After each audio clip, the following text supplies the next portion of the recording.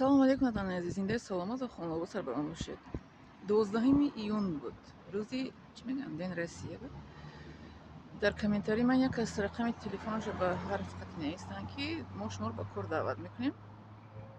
ба ман рақами телефонро сахранӣ кардам, ба тамос баромадам. хоҳар тоҷик. Ман фикр кардам ки манро бо чӣ мегӯянд, бо тахассусҳое ки дорам, бо яке аз тахассусҳои маро ба кор даъват кардан, я? лекин ман вай кардам, хато кардам. боз мо инсонҳо гӯем хато мекунем. инсон дар хатоҳои кардагиаш бо дарс меомӯзад, дарси ҳаётиро меомӯзад. баъд гуфт ки, ман гуфтам шумо чӣ гуна корхона доред, ба кадом кор маро даъват мекунед? барои ин ки ман дипломи духтурӣ дорам, дипломи муаллимагӣ дорам, забони хориҷи англисӣ, ва дипломи исломӣ дорам, гуманитаризм. ин кас гуфтан, хоҳар гуфтан ки мо чиз дорем, фирма атомӣ. фирма атомиро ман худам медонам. Ман дар ин шаҳре ки ҳастам, як бор ба ин фирма атомӣ ман муроҷиат карда будам. бисёр кораш душвор аст, барои ман душвор аст. барои дигарон намедонам, барои ман душвор аст. барои чӣ? барои он ки шартҳо дорад. ҳамин тиҷорат дар дини ислом, ман ҳозир шумо ба шумо фаҳмонам, ман ҷои асосиашро. ин ака хоҳар меша ба ман апа меша напурсидам, лекин ака хост ки маро ба кор гирад, лекин коре ки ман аз уҳдаш намебароям. барои чӣ? барои ин ки ин кори маркетингӣ, сетивои маркетинг шарт доранд. шарти аввалаш ин аст ки аз инҳо ягон чиз мехарӣ. мехари якумаш, барои харидан ман сумма дорам. харидан сумма дорам якумаш. дуюмаш ки ман ягон чизи косметикӣ истифода намебарам. ки харам ам истифода набарам. Якумаш сумма дорам, дуюмаш ки истифода намебарам. баъд сеюмаш ки қимат аст. чизои атомӣ бисёр қимат аст. фирма атомӣ нисбати фабрилик қимат аст, лекин ин хоҳар бо гапашро худаш гуфти ҳамон равоншиносо ки намефаҳмад чӣ мегӯяд, намедонад ки чӣ мехоҳад. нисбати ҳамин суханҳое ки ба ман гуфтанд дар WhatsApp, мегӯянд ки вай чизи мо фирмаи мо атомӣ бисёр қадар қимат нест. мегӯяд ин гап рост нест, дурӯғ аст. барое ки ман дар ҳамин шаҳри мо атомӣ аст. ин фирма атомӣ дар ҳамаи ҳамин чӣ мегӯянд регионҳои Россия филиалошон ҳаст. ман барои чӣ мегӯянд ахбор гирифтан, интерес мегӯянд, сурати интерес рафтам як бор ба ҳамин фирма атомӣ. вайёш ҳамон маҳсулоташ нисбати фабрилик зиёд қимат аст. лекин ин хоҳар мегӯяд ки аз мо қадар қимат нест. ин аллакай дурӯғ шуд. ин фиреб аст, дурӯғ аст. бинед, якумаш ки ман сумма дорам, дуюмаш ман косметикӣ чизҳо дар ҳаётам истифода бурдагӣ нестам, сеюмаш ки қимат аст, беҳад қимат аст. ва чорумаш ки шарт дорад. дар ин тиҷорате ки шарт дошта бошад ку, ба шарт мегӯяд, ба шарте ки шумо харед, ба шарте ки шумо аз пасатон одам оред, баъд шумо бал мегиред. ин аллакай дар дини ислом ин гуна тиҷорат мумкин нест. маън аст. ҳаром, баъзе олимҳои ислом мегӯянд ки ҳаром аст, лекин маън аст. барои чӣ? барои ин ки бинед, ман ҳамин хел тиҷоратро як бор чӣ кардагӣ будам, хостам, фиребам хӯрдам. ҳамин гуна тиҷорати сетевои маркетинга як бор ҳамин хел чӣ мегӯянд, узви ҳамон хел фирма шуда будам, фиреб хӯрдам, суммамро барнагардонданд, бо маро таҳдид карданд. бале, таҳдид ба ҷонам карданд.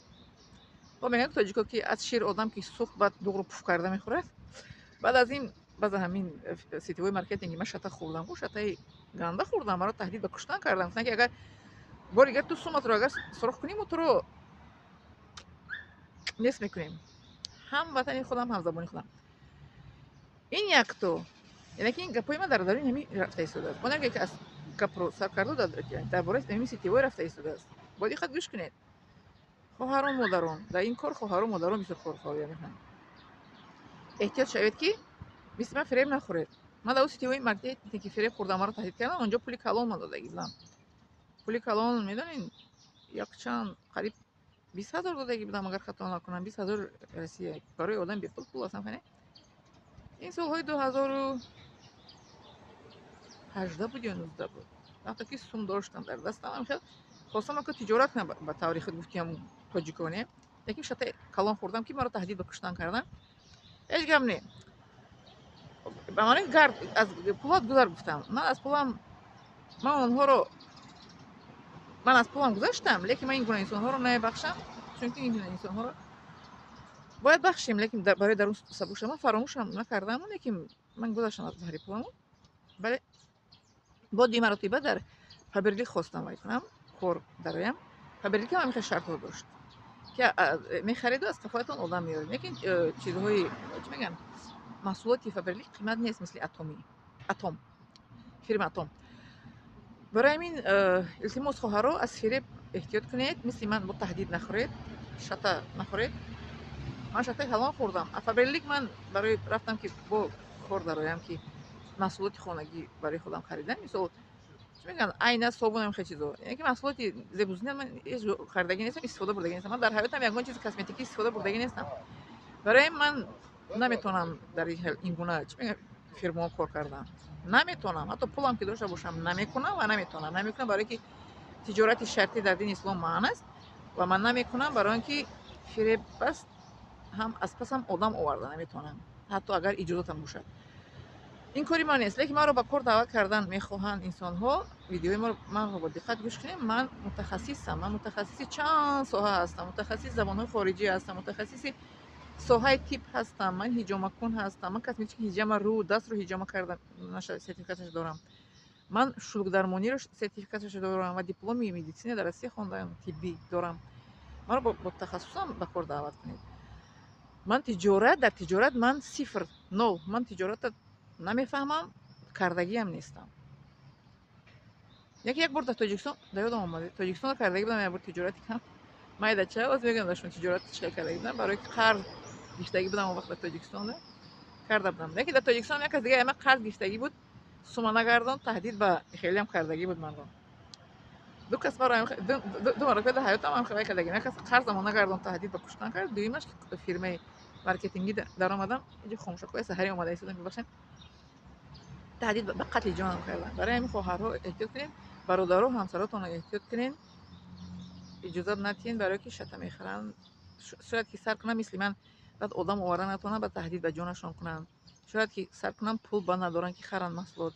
ин шарт ду шарт дорад инҷа, ки якум маҳсулоташонро мехаред, баъд дуюм аз пасатон одам меёред. сеюм шарт нест инҷа. сеюм шарт мисли ман меафтед ҳамин хел. таҳдид ба ҷонатон мекунанд, ё ин ки баъд ҳамин хел бовариятон аз ин гуна чизо ба куллӣ нест мешавад. ва фиреб аст, охи дурӯғ аст. Бинед мегӯяд ки маҳсулоти мо бисёр қимат нест, арзон аст. Арзон нест. Аз фирмаи Атом, аз Фаберлика ҳамин қадар қимат аст. маҳсулоташҳо хушрӯй аст, одамҳо истифода бурдагӣ. Ман истифода набурдам, истифода намебарам. истифода бурдагиҳо мегӯянд ки маҳсулоти хуб дорад, ман боварам надорам, барое ки аллакай дурӯғ гуфтам бовар намекунам. ман маҳсулоти сиёҳдонаро истифода мебарам. ман ҳама сиёҳдонаро ба шумо кадом намудашо гиред, ман ба шумо маслиҳат мекунам. лекин ғайри маҳсулоти сиёҳдона ман ягон чиз истифода набурдам ва намебарам. эҳтиёт кунед, хатар аст, фиреб накунед одамро, илтимос. ин дунё мегузарад, қиёмат дар назди худоам баъд он ҷо саволҷавоби фиребгаро ганда вазбин аст.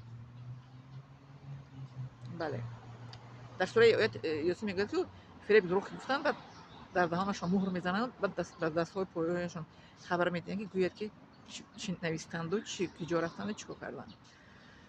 ва дар ҳадис муфлис омадааст ки касеро фиреб мекунад, аз амали неки фиребгар мегиранд, дар фиреб хӯрда медиҳанд, аз ситамгар мегиранд, дар ситам дида медиҳанд амалҳои некашро.